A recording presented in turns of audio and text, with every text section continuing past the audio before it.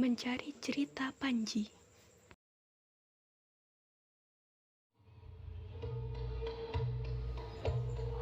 Sastra Panji muncul pada masa kerajaan Doho Kediri pada abad ke-13, yang mencapai kejayaan pada masa kerajaan Majapahit.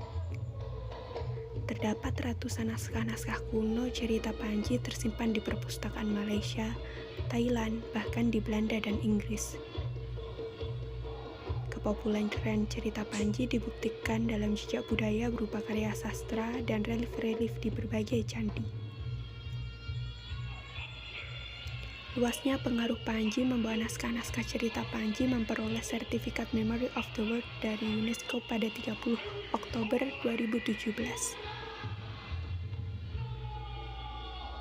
Cerita Panji adalah pusaka leluhur Nusantara yang masih tetap relevan bagi kehidupan sekarang dan masa mendatang.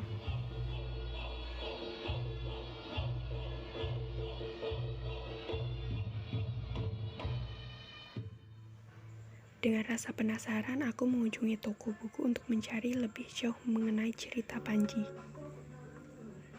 Karena sebelumnya hanya mendengar cerita dari temanku yang berkesempatan menonton pagelaran Reok Ponorogo di HUT Kota Ponorogo September lalu. Namun setelah lebih dari 1 jam mencari sendiri dan akhirnya bertanya kepada petugas, judul-judul buku yang ingin aku baca ternyata sedang tidak tersedia.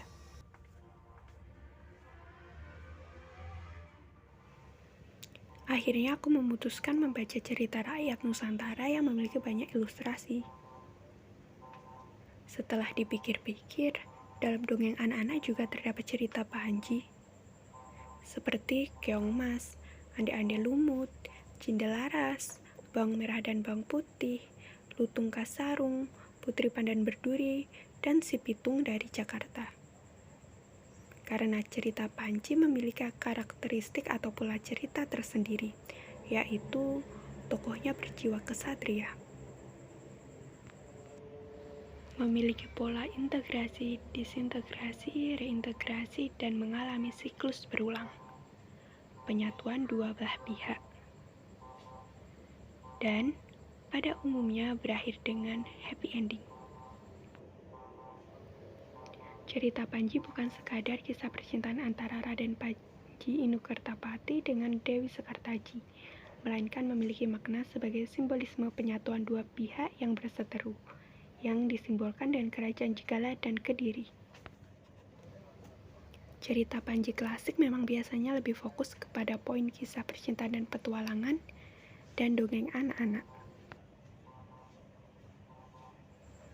Jadi, apakah cerita dengan 4 unsur seperti yang sudah disebutkan termasuk cerita Panji? Ya, karena cerita Panji tidaklah harus terkait dengan masa lalu dan menjadi romantisme belaka. Cerita Panji juga dapat ditransformasi menjadi kekinian. Spirit cerita Panji dapat menjadi inspirasi karya sastra masa kini. Contohnya seperti novel Misteri Suster Anggraini karya Bapak Henry Nurcahyo.